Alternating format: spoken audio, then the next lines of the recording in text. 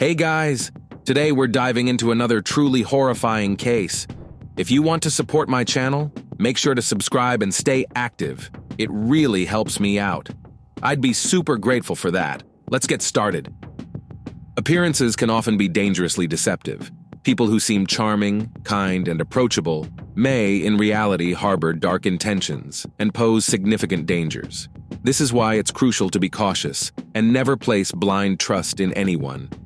History is filled with cases where seemingly charismatic individuals committed shocking acts of cruelty after earning the trust of their victims. Some of the most infamous examples include well-known figures like Ted Bundy or Rodney Alcala, whose good looks and charismatic personas masked their true nature. One particularly chilling case that shook the world occurred in the fall of 2020, involving the tragic deaths of renowned soccer referee Danielle and his fiancée, Eleonora Manta. The crime was horrifying in its brutality and baffling in its apparent lack of motive. As investigators delved into the case, the revelation of the perpetrator's identity stunned everyone. Beneath an angelic exterior was someone capable of unthinkable cruelty. Even more disturbing, the criminal expressed an intention to repeat their actions, fueled by a chilling enjoyment of causing harm. This shocking story left a mark not only for its senseless nature, but also for the cold calculation and future intent behind it. It serves as a sobering reminder that outward appearances can never fully reveal the true character of a person.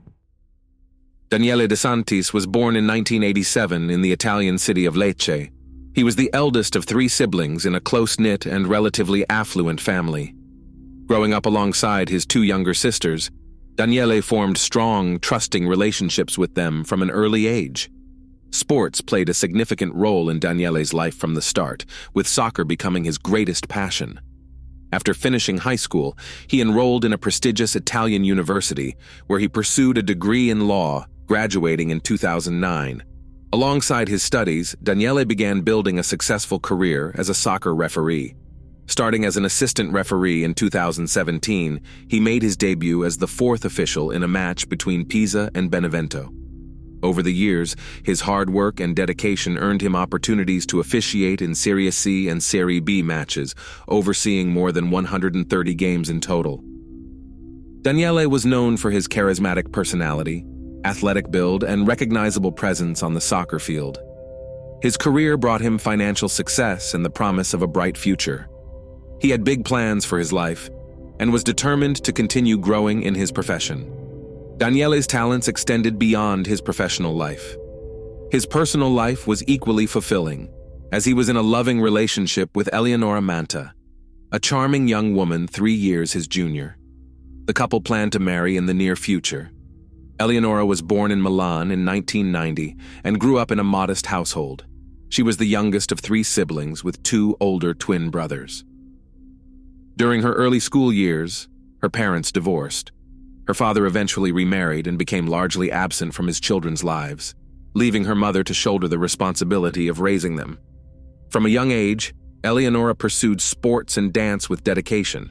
These shared interests brought her and Daniele together in 2019, and their instant connection blossomed into a romantic relationship. Friends and family described them as a beautiful, harmonious couple, seemingly perfect for each other. According to those close to them, the pair never argued and had absolute trust in one another. Eleonora had long dreamed of earning a degree in law. In 2020, she won a competitive placement to study at a university program specializing in law and international relations. Thrilled by the opportunity, she eagerly dove into her studies that September. By the summer of 2020, the couple decided to move in together, choosing Daniele's spacious apartment in a modern and prestigious residential complex. At the time, Daniele had been renting one of the rooms to a medical student who needed some time to find alternate housing. The transition went smoothly, and Eleonora gradually began moving her belongings into her boyfriend's home. In September 2020, life seemed to be falling into place for Daniele De Santis and Eleonora Manta. Daniele's former tenant had moved out. Eleonora had brought over her belongings, and the couple was on the verge of living together permanently. They were also busy planning what was meant to be the happiest day of their lives, their wedding. Danielle was set to officiate an Italian Cup match between Monopoly and Modena on September 23rd, but tragically, he would not live to see that day.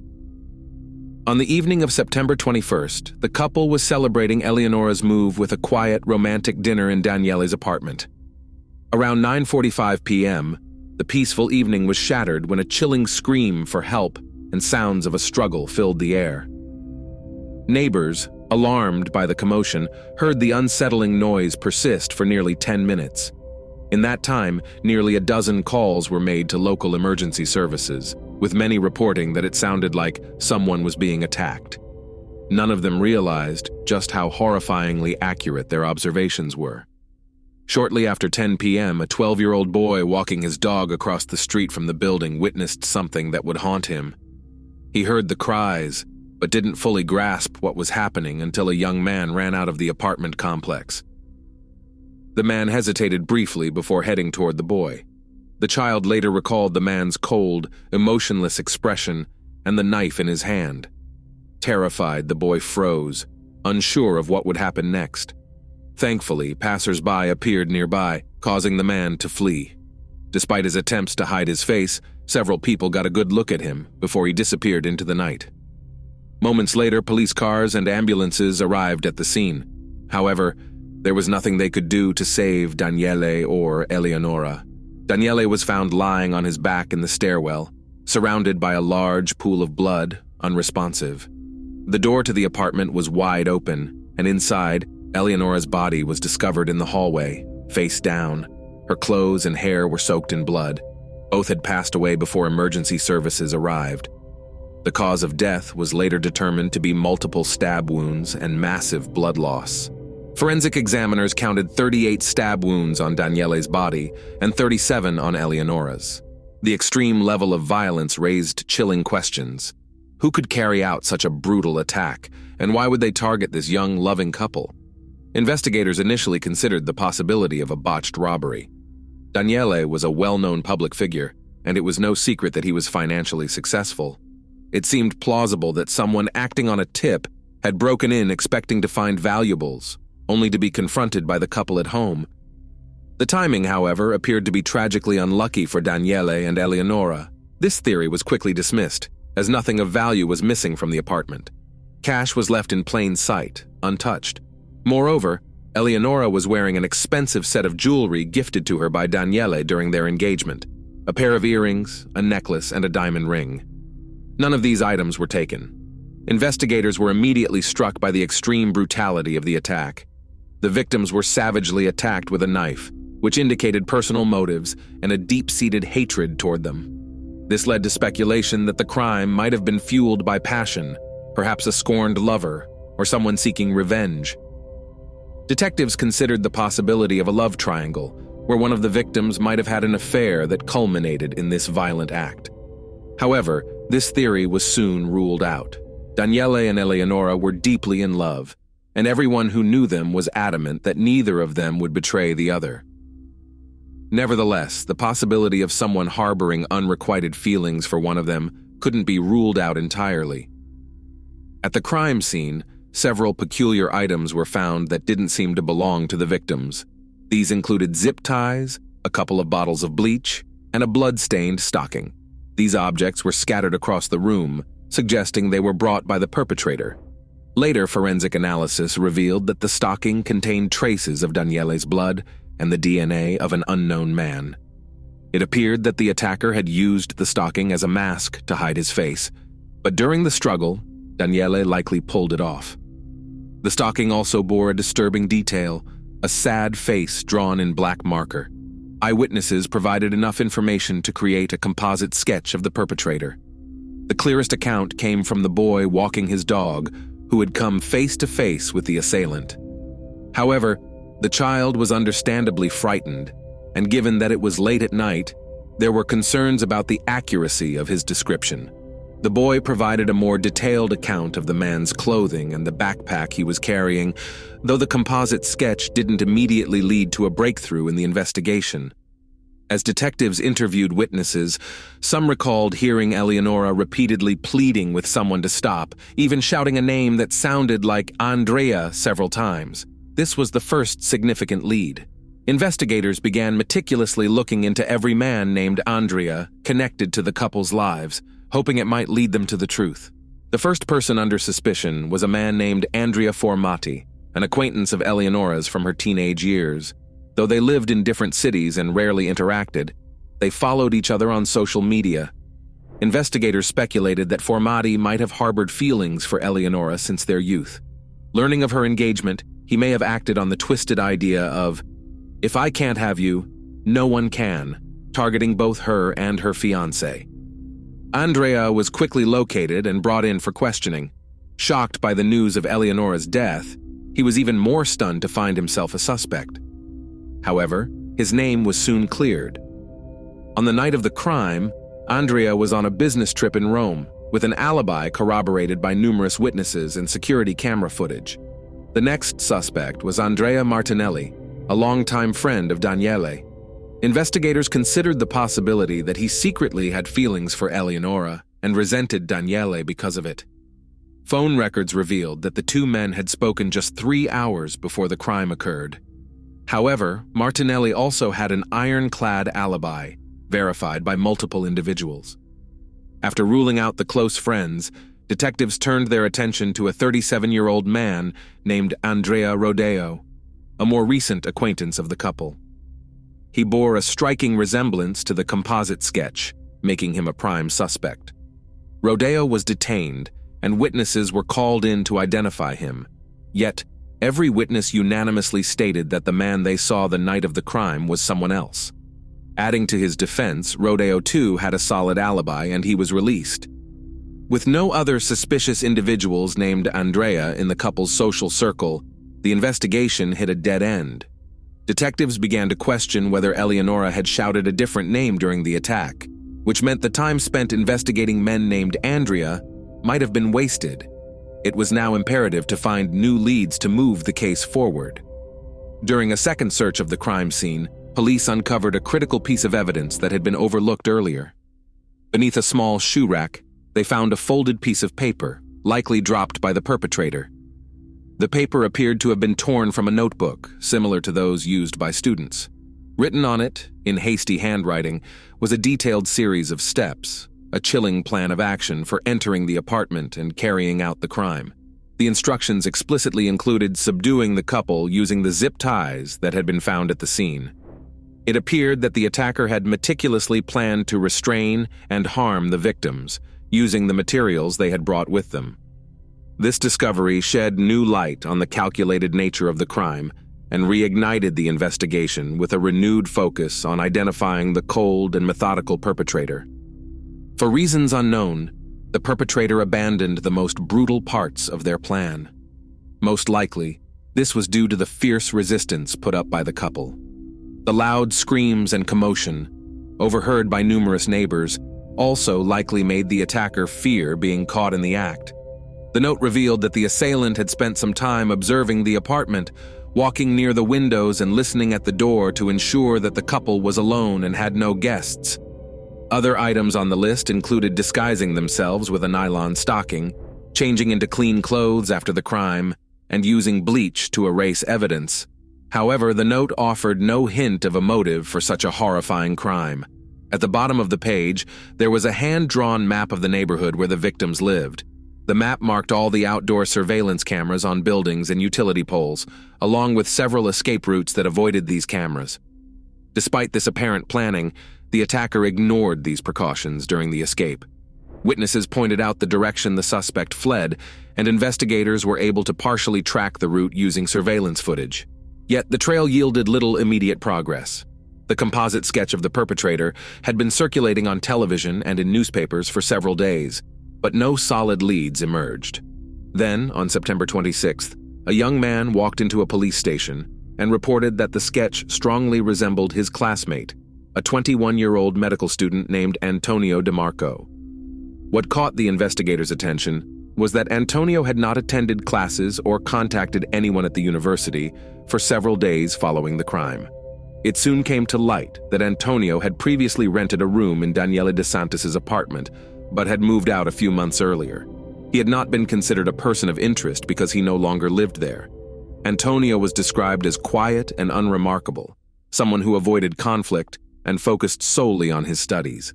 Many people in the building didn't even remember that Danielle had once rented out a room. Those who knew Antonio spoke of him positively. He was diligent, polite, and attentive. He rarely interacted with anyone, didn't attend social gatherings or parties, and had no known romantic relationships. To most, he seemed like a typical bookworm. Law enforcement quickly obtained handwriting samples from Antonio's university records to compare with the writing on the note found at the crime scene. The forensic analysis confirmed a perfect match, leaving little doubt that the police had identified the person behind the heinous act. No one knew exactly where Antonio had moved after leaving Danielle's apartment, but detectives managed to track down his mother, who provided his current address. It turned out he was renting a room in a shared house with 2 other students, just 3 blocks away from the crime scene. The lease was under another student's name, and the rent was split between the 3 of them. On September 28, 2020, a week after the tragic events, Antonio DeMarco was arrested outside a comic book store where he had been buying a magazine.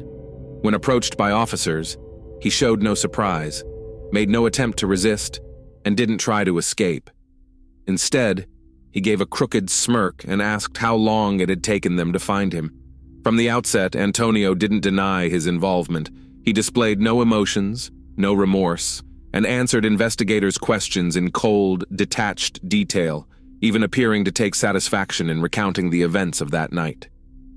He recalled seeing the young eyewitness walking his dog and admitted he had considered silencing him, but was in too much of a rush. He also noted that other people nearby would have complicated the situation. Antonio's chillingly calm demeanor and lack of regret were in stark contrast to his angelic appearance and the glowing remarks from his university and the hospital where he was training as a medical intern. Despite being considered shy, Antonio was described as a promising and dedicated young doctor. Detectives decided to dig deeper into Antonio's past and turned to his mother for answers. She had raised him alone, and Antonio was her only child, deeply cherished and adored. She was devastated by the accusations against him. During questioning, she admitted that her son had always been different. As a child, he struggled to connect with others, avoided forming friendships, and preferred solitude. In his teenage years, Antonio became increasingly withdrawn. He would spend hours in his room drawing or working on projects and reacted aggressively if interrupted. Concerned, his mother took him to a specialist. Antonio was eventually diagnosed with multiple mental health disorders and socialization issues.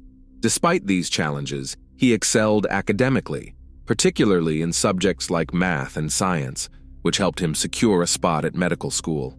Antonio experienced panic attacks and gradually retreated into a fictional world of comic books, further distancing himself from reality. A psychiatrist prescribed medication to help manage his condition, but according to his mother, Antonio didn't adhere to the prescribed dosage. He would often skip his medication for weeks and then take a dangerously high dose all at once. Antonio's psychiatrist had recommended he keep a personal journal as an outlet for his thoughts, emotions, and feelings, given his difficulty expressing them. Antonio's mother later turned this journal over to investigators. At first, the entries seemed relatively innocuous. Antonio wrote about his longing to live a normal life, making friends, dating, and fitting in. However, he struggled to connect with others and felt unsure of how to navigate social interactions. During his time at the university, Antonio lived with his mother until he came across an advertisement for a room for rent at a reasonable price. The home, where Danielle lived, was conveniently close to the university, so Antonio quickly responded to the listing. He proved to be a quiet and responsible tenant, paying his rent on time and causing no trouble. Based on his journal entries, Antonio seemed to view Danielle as a potential friend during that period. However, the dynamic shifted with Eleonora's arrival. The couple spent increasing amounts of time together, with Eleonora often staying overnight. When they decided to live together permanently, Danielle politely asked Antonio to move out. Antonio took the request as a deep personal insult, but he didn't show it outwardly. Instead, he claimed he had already been planning to find a new place closer to the hospital where he was interning. Danielle allowed him ample time to move out, but the longer Antonio stayed, the more his resentment toward the couple grew. Antonio's journal began to take a darker turn. He started writing in disturbing detail about different ways he could harm the couple, even describing acts of torment. In court, he later claimed these writings were simply a way to vent his anger and prevent himself from acting on it. However, his fantasies only intensified, evolving into a carefully thought-out plan. After Antonio moved out, his journal entries became increasingly methodical. He outlined step-by-step instructions for what he intended to do to Danielle and Eleonora. To carry out his plan, Antonio had secretly made an extra copy of the apartment key before moving out, which he never returned. His writings revealed an intense hatred for the couple, with a desire to see them suffer a prolonged and painful demise, though there appeared to be no specific reason for his animosity. Antonio prepared meticulously and left little evidence behind. Investigators noted the absence of the perpetrator's fingerprints at the scene.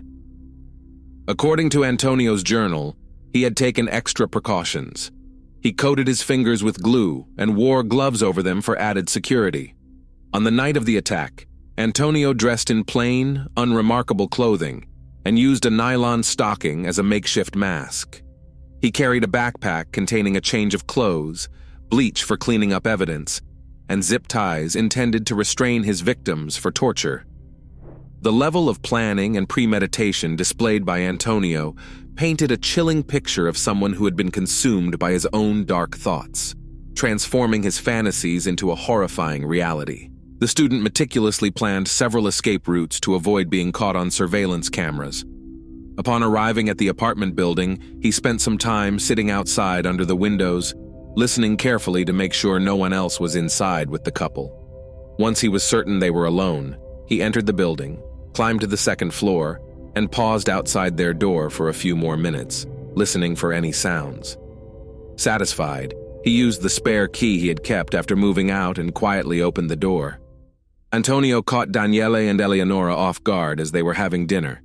Danielle, surprised by the intrusion, asked who he was, what he wanted, and how he had gotten inside. Antonio didn't respond. When Danielle stood up abruptly to confront him and force him out, Antonio stabbed him multiple times in the chest and abdomen. Eleonora began screaming and, in an attempt to protect her fiancé, charged at Antonio. He retaliated by stabbing her in the shoulder. Despite his injuries, Danielle managed to get to his feet and pull the nylon stocking mask off Antonio's face, recognizing him. It is believed that Eleonora then started shouting Antonio's name, pleading for him to stop, though witnesses later misheard her cries. The struggle escalated. Antonio, determined to silence Eleonora, threw her to the floor and continued to attack her. Meanwhile, Danielle, bleeding heavily, managed to stagger to the front door, open it, and step into the hallway, trying to call for help. Antonio followed him and delivered a series of fatal blows, leaving Danielle with no chance of survival. Afterward, Antonio returned to Eleonora, who had crawled into the hallway. He stabbed her repeatedly in the back, neck, and head until she stopped moving. Antonio then took out the bleach he had brought in his backpack, but realizing he didn't have enough time to clean the scene, abandoned the effort. He knew the neighbors had likely heard the commotion and already called the police. In a rush, he changed into clean clothes, left the zip ties behind, and fled the scene. The paper containing his plan must have fallen out of his backpack in the hallway during the chaos.